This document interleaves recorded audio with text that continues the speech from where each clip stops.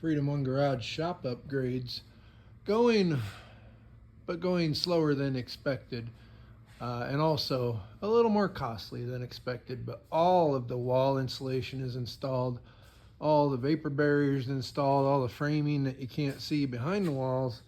But the purpose of this little short video is, we made it through what we're calling, almost completely through what we're calling phase 3 before we had our first bloodshed.